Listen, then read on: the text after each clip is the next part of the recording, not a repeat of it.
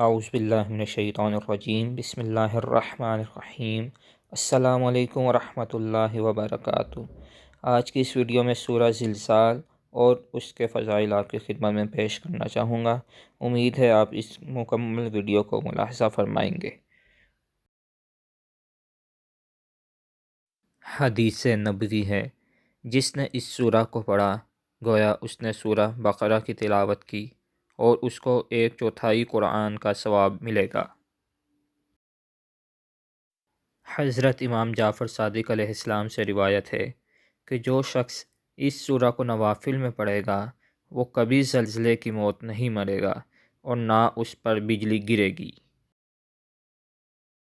خاص القرآن میں ہے کہ باریک روٹی پر اس سورہ کو لکھ کر چور کو کھلایا جائے تو اس کے حلق میں لقمہ پھنس جائے گا۔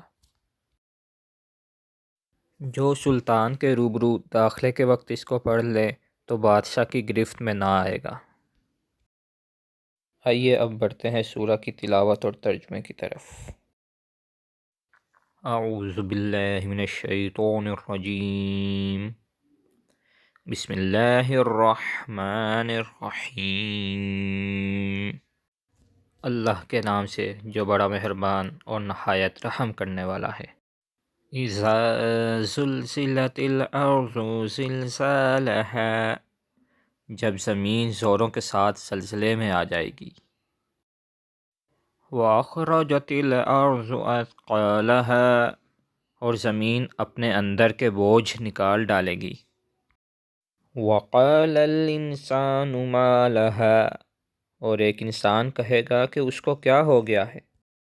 یومئذ تحدث اخبارها، اس روز وہ اپنے سب حالات بیان کر دے گی۔ بِأَنَّ رَبَّكَ أَوْحَىٰ لَهَا، کیونکہ تمہارے پروردگار نے اس کو حکم دیا ہوگا۔ یومئذ یصدر الناس اشتاتا لیروا اعمالهم، اس دن لوگ گروہ گروہ اپنی قبروں سے نکلیں گے تاکہ اپنے اعمال کو دیکھیں۔ فمن يعمل مثقال ذرة خيرا يره، تو جس شخص نے ذرہ برابر نیکی کی ہے وہ اسے دیکھ لے گا۔ ومن يعمل مثقال ذرة شرا يره، اور جس شخص نے ذرہ برابر بدی کی ہے وہ اسے دیکھ لے گا۔ صدق اللہ العلی العظیم۔ امید ہے آپ کو آج کی یہ ویڈیو پسند آئی ہوگی۔